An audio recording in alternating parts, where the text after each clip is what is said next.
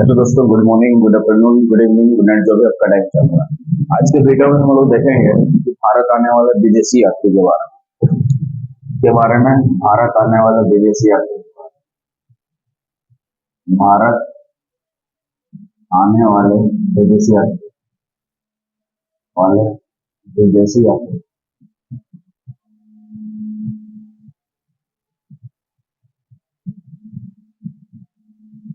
भारत आने वाले विदेशी यात्री के बारे में। ठीक है, भारत आने वाले विदेशी यात्री फाहियान फाहियान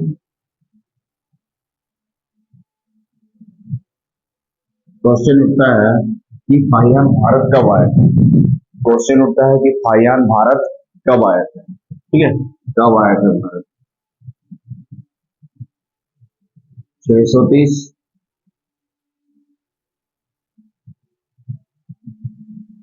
399, 414 बीसी में। ठीक है, इतना बीसी में आए थे फाहियान भारत। ठीक है, 399, 414 बीसी, बिफोर क्राइस्ट। बीसी का फुल फॉर्म होता है बिफोर क्राइस्ट। बिफोर क्राइस्ट ये कहते हैं। भारत आने वाले प्रथम चीनी यात्री ये कौन थे? भारत आने वाले प्रथम चीनी यात्री। अगर क्वेश्चन आपसे पूछे कि भारत आने वाले प्रथम चीनी यात्री कौन थे? फाहियान। क्या आंसर हो जाएगा आपका? फाहियान। भारत आने वाले प्रथम चीनी यात्री, भारत आने वाले प्रथम चीनी यात्री, प्रथम चीनी यात्री।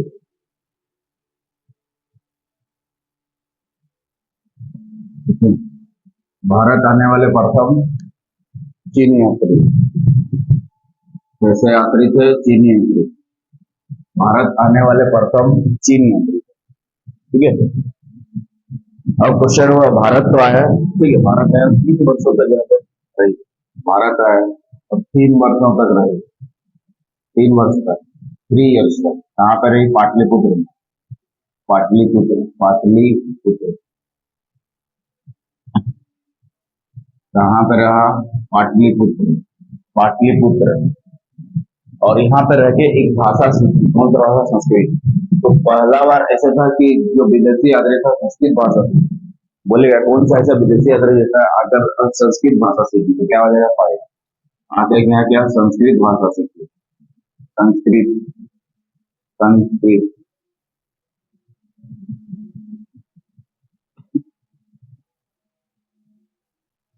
भाषा सीखी। क्या सीखी? संस्कृत भाषा सीखी। ठीक है, भारत आके सबसे पहले पाटलिपुत्र में रहे 3 वर्षों तक और क्या चीज? संस्कृत भाषा सीखी। और भाषा सीखी, संस्कृत भाषा सीखी। ठीक है, ये क्या थे? एक प्रसिद्ध चीनी भिक्षु थे, बौद्ध भिक्षु। ये क्या थे? एक प्रसिद्ध चीनी बौद्ध भिक्षु। क्या है? प्रसिद्ध प्रसिद्ध चीनी बौद्ध भिक्षु थे। चीनी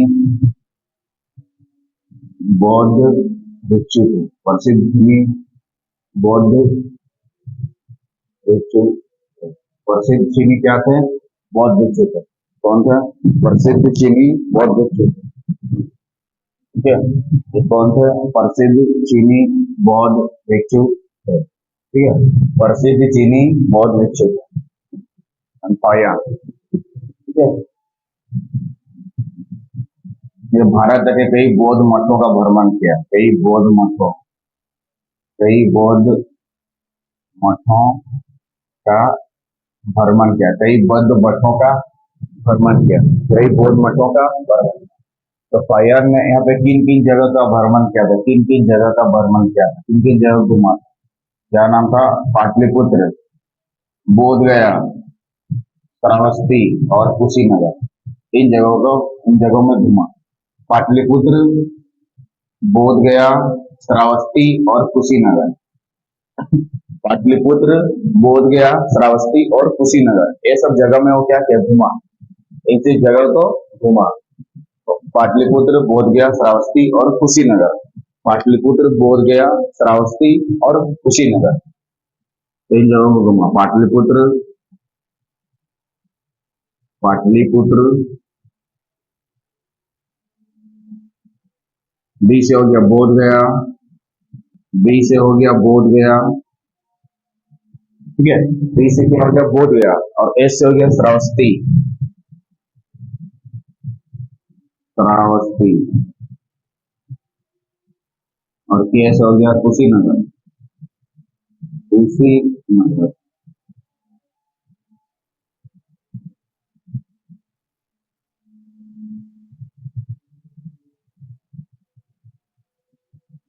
पाटलिपुत्र, बोध गया, श्रावस्ती और कुशीनगर, इन जगहों में घूमा। इसके द्वारा लिखा गया पुस्तक का नाम क्या है?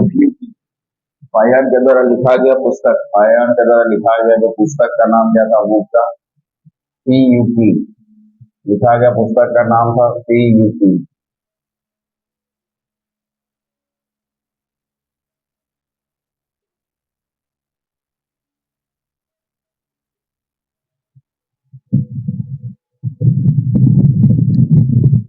क्या नाम था? PUP।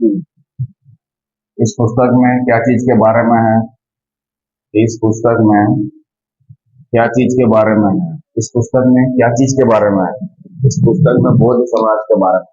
इस पुस्तक में क्या चीज के बारे में है? बौद्ध साम्राज्य के बारे में। किसके बारे में है? बौद्ध साम्राज्य।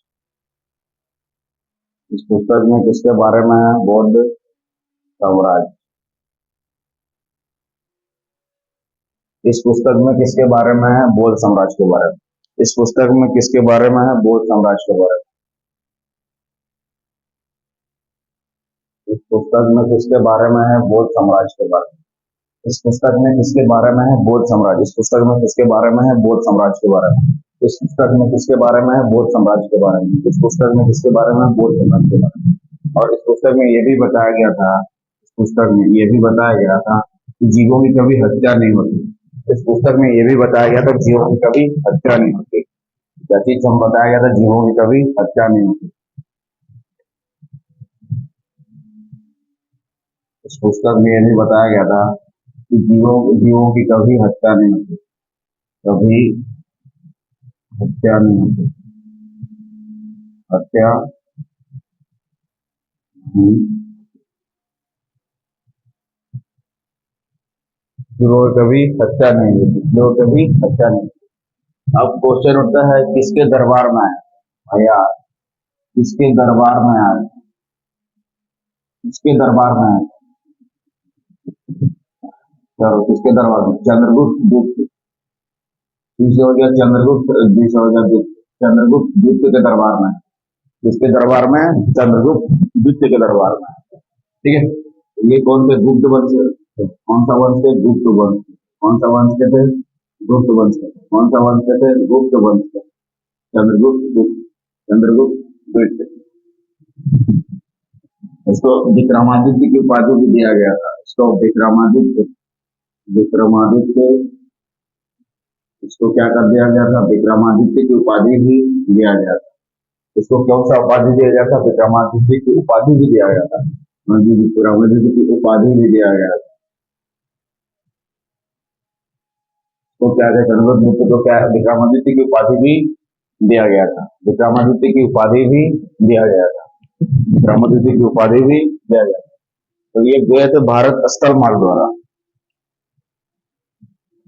गुफायान गए थे स्थल मार्ग द्वारा। तो चंद्रगुप्त द्वितीय, ये जो चंद्रगुप्त द्वितीय था, गए थे क्या चीज? स्थल मार्ग द्वारा। स्थल मार्ग द्वारा गए थे चाइना। स्थल मार्ग द्वारा गए थे कौन? चंद्रगुप्त द्वितीय, चाइना। तो वापस किसी न किसी चीज से आया होगा, वापस इंडिया, भारत। स्थल मार्ग द्वारा गया तो जल मार्ग द्वारा आएगा। तो किसी न किसी बोट से आया होगा, किसी न किसी बोट से आया होगा। बंदरगाह, ताम्रलिप्त बंदरगाह, ताम्रलिप्ति बंदरगाह, लिप्ति बंदरगाह, ताम्रलिप्ति बंदरगाह द्वारा, बंदरगाह। कौन सा बंदरगाह द्वारा आया था? ताम्रलिप्त बंदरगाह। कौन सा बंदरगाह द्वारा आया था? ताम्रलिप्त बंदरगाह। कौन सा बंदरगाह द्वारा आया था? ताम्रलिप्त बंदरगाह। ठीक है, तो इनके द्वारा लिखा गया पुस्तक सीपी। सीपी में दो चीज के बारे में बताया कि बौद्ध साम्राज्य जो कभी हत्या नहीं होती। ठीक है, मगर किसके दरबार में आया था? चंद्रगुप्त विक्रमादित्य की उपाधि उनको दिया गया था और गुप्त वंश चलाया। गुप्त वंश कहते हैं चंद्रगुप्त, गुप्त वंश कहते हैं। कौन सा वंश कहते हैं? गुप्त वंश कहते हैं। और कौन कौन सा जगह घूमने गए थे? पाटलिपुत्र, बोधगया, श्रावस्ती और कुशीनगर। पाटलिपुत्र, बोधगया, यहाँ पे राज्य संस्कृत भाषा सीखी थी पाटलिपुत्र से। और चंद्रगुप्त स्थल मार्ग द्वारा गए थे चाइना और वापस आए थे जल मार्ग द्वारा। कौन से बंदरगाह से क्या आए थे? ताम्रलिप्त बंदरगाह। ये बंदरगाह को याद रखिएगा। कौन सा बंदरगाह? ताम्रलिप्त बंदरगाह। नेक्स्ट, विदेशी यात्री वेंसन के बारे में जानते हैं। नेक्स्ट यात्री क्या था? वेंसन के बारे में जानते हैं।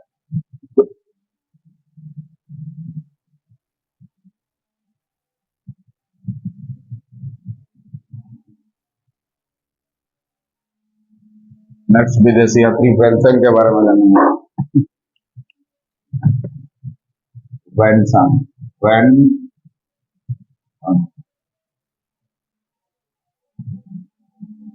नेक्स्ट विदेशी यात्री वेंसन। नेक्स्ट विदेशी यात्री वेंसन। अब सवाल उठता है कि वेंसन कब भारत आया था?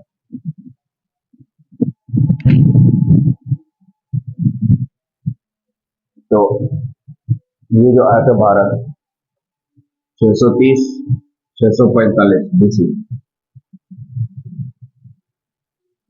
बीसी यानी before Christ, before Christ, before Christ. ठीक है, तो इतना इसमें भारत है। तो वेंसन, वेंसन के द्वारा लिखा गया पुस्तक, इनके द्वारा जो पुस्तक लिखा गया था उनका क्या नाम था? बुक। इनके द्वारा पुस्तक जो लिखा गया था, पुस्तक का नाम क्या था? CUP, CUP, CU. इनके द्वारा जो लिखा गया पुस्तक का नाम क्या था? सीयूपी। इनके द्वारा जो लिखा गया पुस्तक का नाम क्या था? सीयूपी। इनके द्वारा जो लिखा गया पुस्तक का नाम क्या था? सीयूपी। इनके द्वारा जो लिखा गया पुस्तक का नाम क्या था? सीयूपी। और ये बहुत ही फेमस पुस्तक है, ये बहुत ही प्रसिद्ध पुस्तक है। क्यों इसको फेमस बोला जाता है? क्योंकि इसमें पश्चिमी कीर्ति से पश्चिमी दुनिया का बोध लेख करते हैं। तो इसको क्या बोलते थे? पश्चिमी दुनिया का बोध लेख। इसको क्या बोलते थे? पश्चिमी दुनिया का बोध लेख। तो बोलते थे पश्चिमी दुनिया का बोध लेख, पश्चिमी दुनिया का बोध लेख, दुनिया का बोध लेख, बोध लेख। इसको क्या बोलते थे? पश्चिमी दुनिया का बोध लेख कहते हैं। पश्चिमी दुनिया क्या बोलते हैं? बोध लेख, इसीलिए फेमस है। ठीक है, हाँ। वेंसन को और किस किस नाम से पुकारा जाता है? इसके तीन नाम। वेंसन को किस किस नाम से पुकारा जाता है? एक नंबर, यात्रियों का राजकुमार। तो क्या बोला जाता था? यात्रियों के राजकुमार, यात्रियों के राजकुमार। किस किस नाम से पुकारा जाता था इसको? यात्रियों के राजकुमार भी बोलते थे। क्या बोलते थे इसको? यात्रियों के राजकुमार। दूसरा, शाक्य मुनि, शाक्य मुनि, शाक्य मुनि, क्या बोलते थे? शाक्य मुनि। तीसरा, नीतियों का पंडित या नीति का पंडित,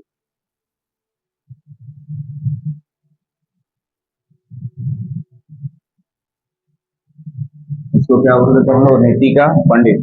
तो वेंसन को इस नाम से उनके द्वारा पुस्तक ये सब लिखा गया। ठीक है, अब क्वेश्चन आता है किसके दरबार में आया? क्वेश्चन आता है किसके दरबार में आया? जब आया था भारत तो उसमें हर्षवर्धन का शासनकाल था। हर्षवर्धन, हर्षवर्धन, हर्षवर्धन। ये कौन थे? हर्षवर्धन वर्धन वंश के राजा या पुष्यभूति वंश। ये क्या थे? पुष्यभूति, पुष्यभूति वंश के राजा, पुष्यभूति वंश के राजा, वंश के राजा। ये कौन थे? पुष्यभूति वंश के राजा थे। कौन? हर्षवर्धन। क्वेश्चन तो वेंसन किसके दरबार में आया था पूछेगा तो आपका आंसर क्या हो जाएगा? हर्षवर्धन, पुष्यभूति वंश के राजा या वर्धन वंश के राजा। ये कौन थे? वर्धन वंश के राजा या पुष्यभूति वंश के राजा। कौन से? हर्षवर्धन कौन थे? वर्धन वंश के राजा, पुष्यवती वंश के राजा थे। कौन? हर्षवर्धन। वेन्सन ने शिक्षा के दो प्रमुख केंद्र बनाए। वेन्सन ने शिक्षा के दो प्रमुख केंद्र बनाए गए। शिक्षा के दो प्रमुख केंद्र बनाया गया, एक नालंदा और दूसरा पल्लवी। पल्लवी, एक नालंदा विश्वविद्यालय, दूसरा पल्लवी। एक नालंदा, शिक्षा के दो प्रमुख केंद्र बनाए, एक नालंदा विश्वविद्यालय, दूसरा पल्लवी। एक है नालंदा विश्वविद्यालय, दूसरा पल्लवी। एक है नालंदा विश्वविद्यालय, दूसरा पल्लवी। शिक्षा के दो केंद्र बनाए, शिक्षा के दो केंद्र सेंटर बनाए नालंदा विश्वविद्यालय। जैसे नालंदा विश्वविद्यालय वो विश्वविद्यालय है जहाँ पे खुद वेन्सन भी पढ़ा करता था। वेन्सन भी पढ़ा था वहीं से, वेन्सन भी पढ़ा था वहीं से, यहाँ पे खुद वेन्सन खुद पढ़े थे। तो उस समय जब ये विश्वविद्यालय में पढ़े थे नालंदा, उस समय आचार्य कौन थे? उस समय जब पढ़े थे उस समय नालंदा विश्वविद्यालय के आचार्य कौन थे? शिलभद्र। शिलभद्र आचार्य कौन थे? शिलभद्र, आचार्य शिलभद्र कौन थे उस समय? प्रिंसिपल या आचार्य जो थे उस नालंदा विश्वविद्यालय के कौन थे? शिलभद्र। कौन थे? शिलभद्र। हर्षवर्धन उसके दरबार में आया था, उसके दरबार में आया था हर्षवर्धन। और वेन्सन को अन्य किस नाम से पुकारते थे? नीतीश को यात्रियों का राजकुमार भी बोलते थे, साक्षी मुनि और नीति का पंडित, तीनों नाम से पुकारते थे वेन्सन को। ये भी प्रसिद्ध चीनी भिक्षु थे, ये प्रसिद्ध चीनी भिक्षु थे। ये भी क्या थे? चीनी भिक्षु, चीनी भिक्षु थे। ये भी प्रसिद्ध क्या थे? चीनी भिक्षु थे। वेन्सन भी प्रसिद्ध क्या थे? चीनी भिक्षु थे। वेन्सन भी प्रसिद्ध क्या थे? चीनी होते थे। इसके अनुसार जो लिखा गया पुस्तक है सीख, इसके दरबार में आया था। शिक्षा के दो प्रमुख केंद्र नालंदा विश्वविद्यालय, पल्लवी। नालंदा विश्वविद्यालय और पल्लवी, नालंदा विश्वविद्यालय और पल्लवी। नालंदा विश्वविद्यालय में ये वेन्सन भी पढ़ा करता था, उसमें आचार्य कौन थे? शिलभद्र थे। और हर्षवर्धन कौन थे? पुष्यवती वंश के राजा थे। इसके दरबार में आए थे, हर्षवर्धन के दरबार में। ठीक है, ये कौन थे? प्रसिद्ध चीनी भिक्षु थे। और कब से कब तक? 630 से 645 ईस्वी तक। इनके द्वारा लिखा गया पुस्तक का नाम क्या था? सीयूकी, जो कि फेमस है। बुक इसलिए फेमस है कि इसको पश्चिमी दुनिया का बोधलेख कहते हैं। ये बुक इसीलिए फेमस है क्योंकि इसको पश्चिमी दुनिया का बोधलेख कहते हैं। ये बुक इसीलिए भी फेमस है क्योंकि इसको पश्चिमी दुनिया का बोधलेख कहते हैं। ठीक है, तो इसके नेक्स्ट वीडियो में भारत आने वाले और विदेशी यात्री के बारे में जानेंगे। तब तक वीडियो को साथ बने रहिए। जय हिंद, जय भारत।